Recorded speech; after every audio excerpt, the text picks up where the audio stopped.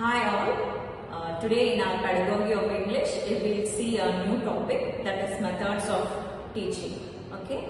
So we have Harni with us to talk about the activity based learning, that is ABL method. We all know that a method, which is nothing but the scientific knowledge of students to talk on physical as well as the psychological needs, to know about the student's mind and have to produce the class content according to the student's grades. So we have Harni to talk on this ABL method. Okay, today we are going to see about activity-based learning. Activity-based learning is nothing but including activities in the class to learn a subject.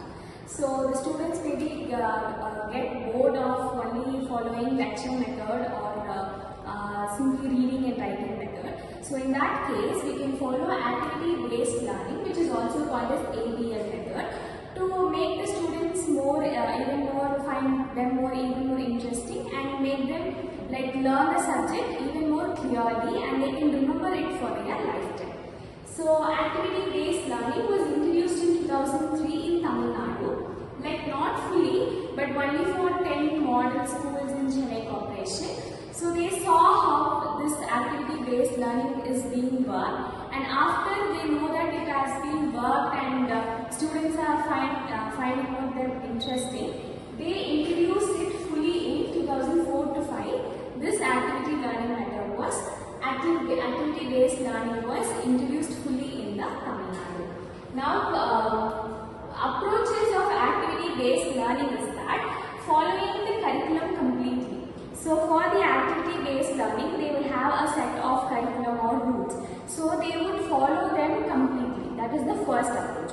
Second one is that activity-based learning is mainly to learn the skills. So all the skills have been parted into small parts. To learn all these parts, we have the learning steps for the activity-based learning. First, the step is that the skill development. So a teacher should first come and introduce the skill about what they are going to learn.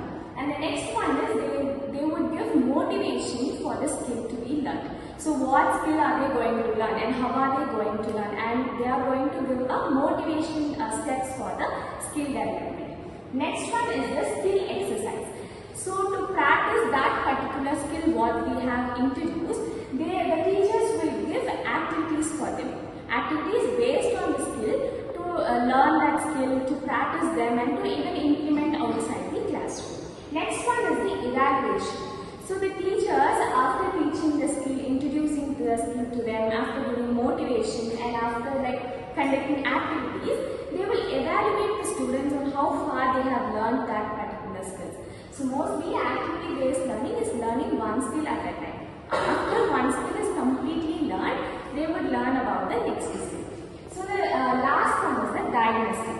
Diagnostic activities is nothing but making the students know about the existing knowledge about what they have known. So the teachers will understand what the existing knowledge is about. That is the diagnostic. And the next part is the methods of activity-based learning. So in methods we have real objects. The first method is real object. Real object is bringing the real objects to the class, showing to the students and making them understand about the subject.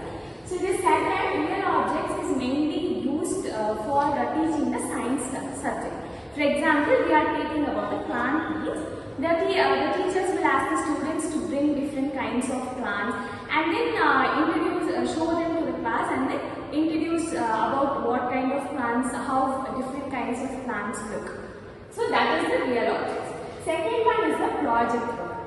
So in activity-based learning, the teachers will give project work related to the subject to the students. Anyway, so project work is done by their parents means also it develops a curiosity for the students to learn even more about the subject, and it will develop an interest in them to learn even more and more. So giving project work is also a method which is important and also useful. The third one is the video classes. Here video classes is noted to be the center of attraction for the students to learn and to grab what they have learned. So video classes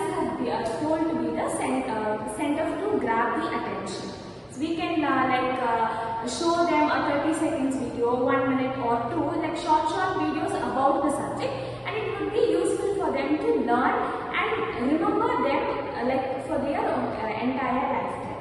The next one is the field trip. The students will feel bored to sit in their classes for the whole day and learn the subject with the same method.